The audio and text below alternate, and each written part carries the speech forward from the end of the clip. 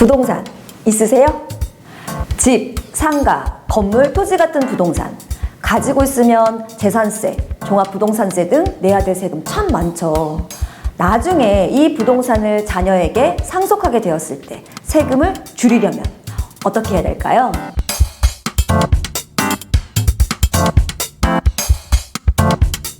오늘은 부동산 얘기를 좀 해볼게요. 저희 고객 얘기인데요. 부모님이 4채를 보유하고 계시는 다주택자이셨어요.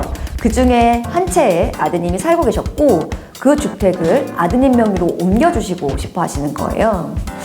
이때 아드님한테 양도를 해야 될까 아니면 무상 증여를 해야 할까에 대해서 제가 컨설팅부터 실무까지 진행한 케이스였습니다. 아드님께서 살고 계신 이 주택은요, 사실상 수도권 외곽에 있었고 조금은 오래된 주택이라서 감정가액을 평가해 봤더니 그렇게 높지는 않았어요.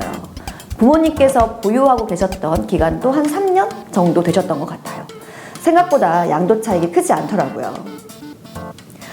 23년 올해 정부에서 내년 5월까지는 다주택자 양도 시 양도세 중과 배제 제도가 1년간 유예가 됐죠. 원칙적으로는 주택이 2채 이상 있는 다주택자의 경우에는 주택을 매도할 때 한 20-30%의 세금을 더 내도록 규제하고 있었지만 24년 5월까지는 중과 배제 제도가 유예되었습니다.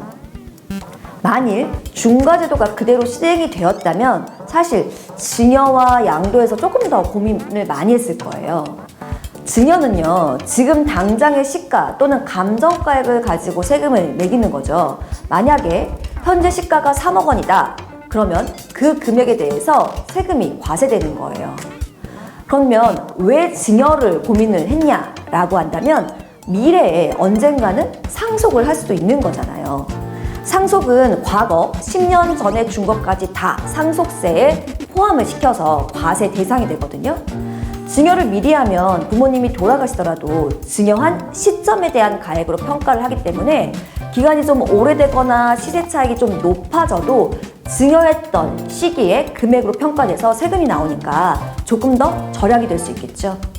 그런데 올해는 이 양도세에 대한 중과 배제 제도가 1년간 더 유예되면서 세금에 대한 부분이 조금 더 적어졌어요. 그래서 양도가 훨씬 유리해진 거였죠. 상속이라고 하는 것은 조금은 먼 미래의 문제지만 지금 당장 양도 또는 증여로 인해서 납부해야 되는 세금의 차이가 조금은 많이 났기 때문에 이번 경우에는 양도로 진행했던 케이스입니다.